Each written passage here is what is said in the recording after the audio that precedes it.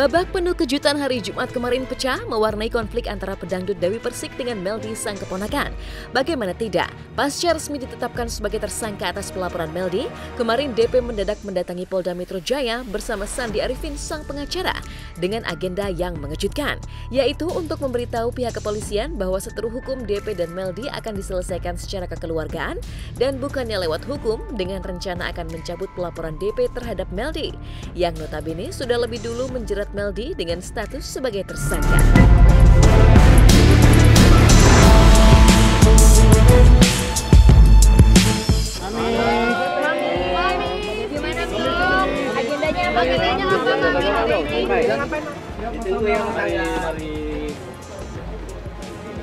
Tadi Mbak DP menyampaikan kepada penyidik bahwa kita lagi melakukan upaya mediasi kekeluargaan.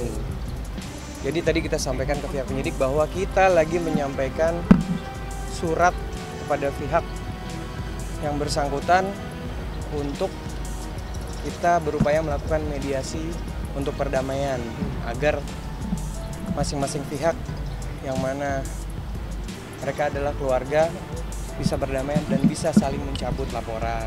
Kuasa hukum dari saudara Dewi Persik sudah menyurati saya surat permohonan berdamai dengan segala apa yang diutarakan. Kami masih proses damai kan tidak langsung diajukan langsung damai.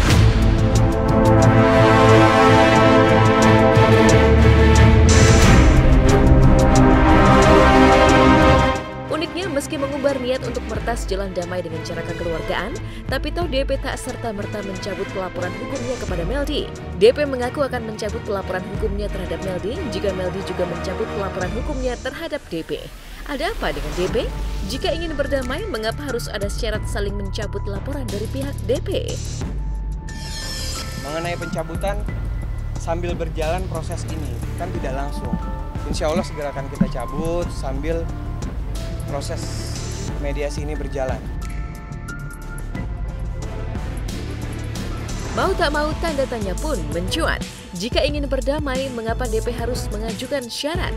Mungkinkah DP hanya ingin berdamai dengan Meldi sang keponakan karena takut statusnya meningkat dari tersangka menuju penjara? Entahlah, yang jelas DP mengaku niatnya untuk berdamai dikarenakan permintaan sang ibunda pasca kepergian sang ayah. Kenapa saya memutuskan seperti ini? Saya bahkan teman-teman pasti mengenal saya seperti apa. Tiba-tiba saya harus seperti ini. Karena salah satunya saya punya ibu satu-satunya yang harus saya jaga. Jadi saya lebih baik kehilangan apapun, tapi untuk yang satu ini saya cuma minta kepada Allah untuk menjaga ibu saya dengan baik dari hal-hal apapun gitu. Siapa yang bisa menjaga? Cuma seorang anak. Karena ibu saya tidak punya harta apapun kecuali anak-anaknya itu. Iya, semua orang pasti takut lah jika jadi tersangka. Jadi jangan bermain-main dengan hukum. Karena dampak daripada upaya hukum itu ya seperti ini, akan dijadikan tersangka. Kalau kita dalam artian tidak memiliki celah hukum atau suatu tindakan yang dapat dikategorikan suatu tindak pidana, ya akibatnya seperti ini. Dari awal sudah mau berdamai, tetapi tetap saja dijadikan tersangka dan sudah berbulan-bulan. Kalau DP kan baru 1-2 hari ini kan. Terus mereka yang bersengketa ini meminta maaf lah kepada saudara kandung yang tertua. Itu etika.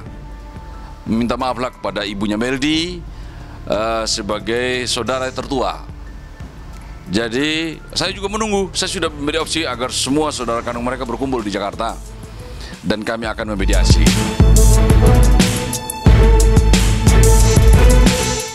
Tak jauh dari Dewi Persik, penyanyi Ashanty juga tengah menghadapi pelik masalah hukum gara-gara mantan partner bisnisnya Martin Pratiwi. Diduga secara perdata di pengadilan dengan nilai fantastis 9,4 miliar rupiah, Ashanty bahkan mengaku kaget karena merasa tidak ada yang dirugikan. Sebuah pengakuan yang kontras 180 derajat dengan Martin Pratiwi yang tak hanya menguak bukti otentik klausul kontrak yang diduga dilanggar Ashanty, bahkan mengungkap sejumlah kejanggalan selama bekerja sama dengan Ashanty. Kaget banget karena kalau di runut ulang. Ini kejadian di tahun 2016. Terus kenapa baru dibahas sekarang ya?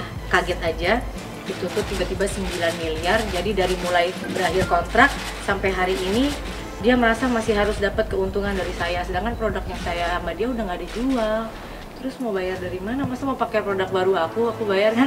Jadi aneh ya. Saya dengan beliau keluar uang yang sama, budget nominal yang sama, tidak kurang lebih, sedikit tidak ada. Bukan kami tidak mau diputus kontrak, tapi di dalam klausul kontrak itu ada pasal, nanti silakan bisa di capture, yang menyebutkan jika salah satu memutuskan hubungan kontrak, maka salah satu produk yang lama itu akan menjadi milik semua produk itu akan menjadi milik orang yang diputus kontrak, yang tidak membatalkan gitu.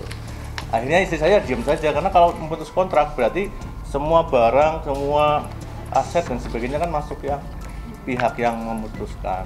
Misalkan Mbak A ini ya, misalkan dia posting, dia promosi, itu dibayar sesuai profesional. Ya, dan itu ada, dan kita nggak buat itu karena memang kita udah persetujuan. Tapi yang nggak persetujuan, kenapa dilanggar, itu yang disayangkan.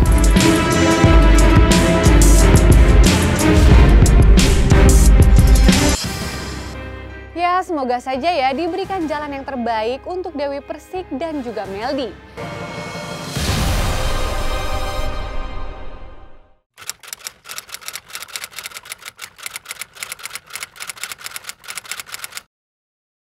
Jadi jangan lupa untuk subscribe Cumi Cumi.